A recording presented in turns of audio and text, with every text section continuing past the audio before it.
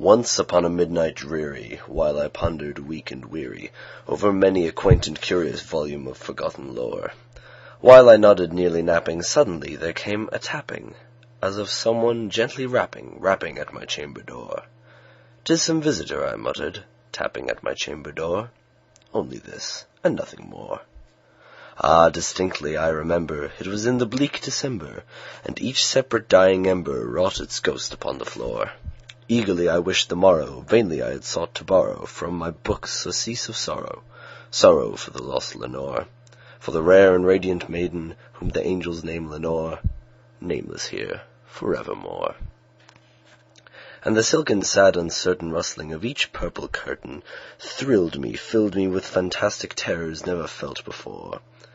So that now, to still the beating of my heart, I stood repeating, "'Tis some visitor entreating entrance at my chamber door, some late visitor entreating entrance at my chamber door.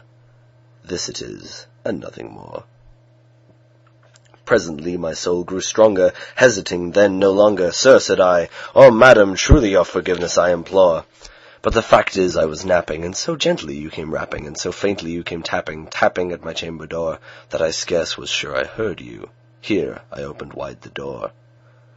Darkness there, and nothing more." Deep into that darkness peering, long I stood there wondering, fearing, doubting, dreaming dreams no mortal ever dared to dream before.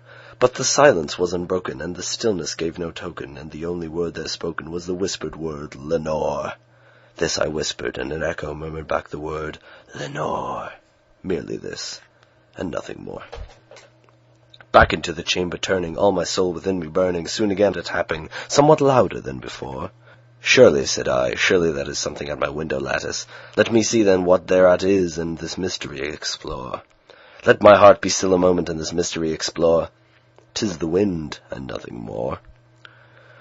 Open here I flung the shutter, when with many a flirt and flutter in there stepped a stately raven of the saintly days of yore.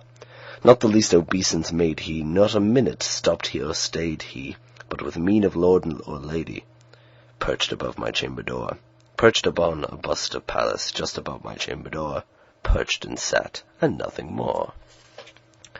Then this ebony bird beguiling my sad fancy into smiling, by the grave and stern decorum of the countenance it wore. "Though thy crest be shorn and shaven, thou," I said, "art sure no craven, ghastly grim, an ancient raven wandering from the nightly shore. Tell me what thy lordly name is on the night's Plutonian shore." Quoth the raven, "Nevermore." Much I marvelled this ungainly fowl to hear discourse so plainly, though its answer little meaning, little relevancy bore. For we cannot help agreeing that no living human being ever yet was blessed with seeing bird above his chamber door, bird or beast upon the sculptured bust above his chamber door, with such a name as Nevermore. But the raven, sitting lonely on the placid bust, spoke only that one word, as if his soul in that one word he did outpour. Nothing further than he uttered, not a feather than he fluttered, till I scarcely more than muttered, "Other friends have flown before, on the morrow he will leave me as my hopes have flown before." Then the bird said, "Nevermore." Startled at the stillness broken by reply so aptly spoken, "Doubtless," said I, "what it utters is its only stock and store, caught from some unhappy master, whom unmerciful disaster followed fast, and followed faster till his songs one burden bore, till the dirges of his hopes that melancholy burden bore, of never, never more." But the raven still beguiling all my fancy into smiling, straight I wheeled a cushioned seat in front of bird and bust and door. Then upon the velvet sinking, I betook myself to linking fancy unto fancy, thinking what this ominous bird of yore, what this grim, ungainly, ghastly, gaunt, and ominous bird of yore meant in croaking, "Nevermore." This I sat engaged in guessing, but no syllable expressing, to the fowl whose fiery eyes now burned into my bosom's core. This and more I sat divining, with my head at ease reclining, on the cushion's velvet lining that the lamplight gloated o'er. But whose velvet violet lining, with the lamplight gloating o'er, she shall press, ah, nevermore. Then, methought, the air grew denser, perfumed from an unseen censer, swung by seraphim whose footfalls tinkled on the tufted floor. Wretch, I cried, thy God hath lent thee, by these angels he hath sent thee, respite and nepenthe from thy memories of Lenore. Quaff, oh quaff this kind nepenthe, and forget this lost Lenore. Quoth the raven, nevermore. Prophet, said I, thing of evil, prophet still if bird or devil, whether tempest sent or whether tempest tossed thee here ashore.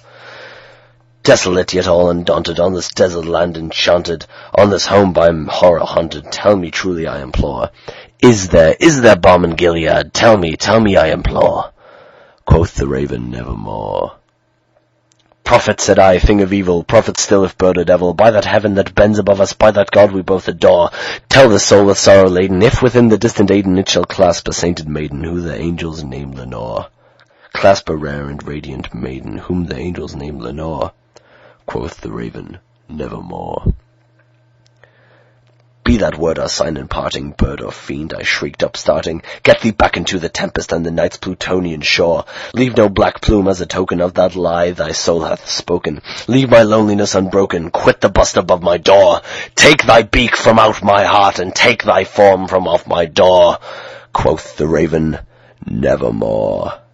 And the raven, never flitting, still is sitting on the pallid bust of Pallas just above my chamber door, and his eyes have all the seeming of a demon's that is dreaming, and the lamplight o'er him streaming throws his shadow on the floor, and my soul from out that shadow that lies floating on the floor shall be lifted nevermore.